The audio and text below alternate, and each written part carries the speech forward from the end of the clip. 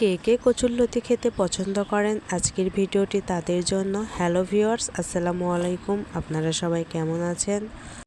টাটকা টাটকা কচুরলতি রান্না করব আর সেই ভিডিওটি আপনাদের সাথে শেয়ার করব। আর অবশ্যই কচুরলতিটি আমি ছোট ছোট আলু দিয়ে রান্না করব। আলু আর কচুরলতিগুলো আমি সুন্দরভাবে কেটে ধুয়ে পরিষ্কার করে নিয়েছি। এবার এর মধ্যে দিয়ে দিব আদা রসুন বাটা, হলুদ, গুঁড়ামরিচ দিয়ে দিব একটু কালার সুন্দর হওয়ার জন্য, দিয়ে দিব লবণ, দিয়ে দিব কাঁচামরিচ। এবার চুলায় প্যান বসিয়ে এর মধ্যে কিছুটা তেল দিয়ে দিব।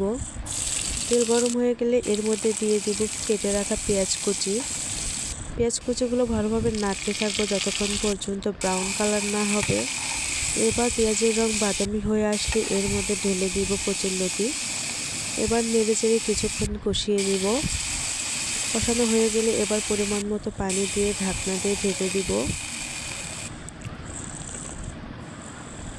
এই কচুরলতিটা খেতে কিন্তু ভীষণ ভালো লাগে। এবার ঢাকনা তুলে আবারও ভালোভাবে নেড়ে চেড়ে দিব। কচুরলতিগুলো অনেকটাই সেদ্ধ হয়ে এসেছে। এবারও ঢাকনা দিয়ে ঢেকে দিব। এবার ঢাকনা তুলে এখানে আমি আগে থেকে বড় মাছ জাল করে রেখেছিলাম। এটা হলো পাঙ্গাস মাছের পেটি। আর পাঙ্গাস মাছ দিয়ে কিন্তু এই কচুরলতি খেতে ভীষণ ভালো লাগে।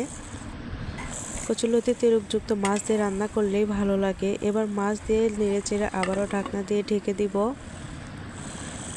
ফাইনালি আমার রান্নাটা হয়ে গেছে। দেখুন, দেখতে কিন্তু খুবই সুন্দর লাগছে আর খেতেও কিন্তু বেশ লোভনীয় ছিল।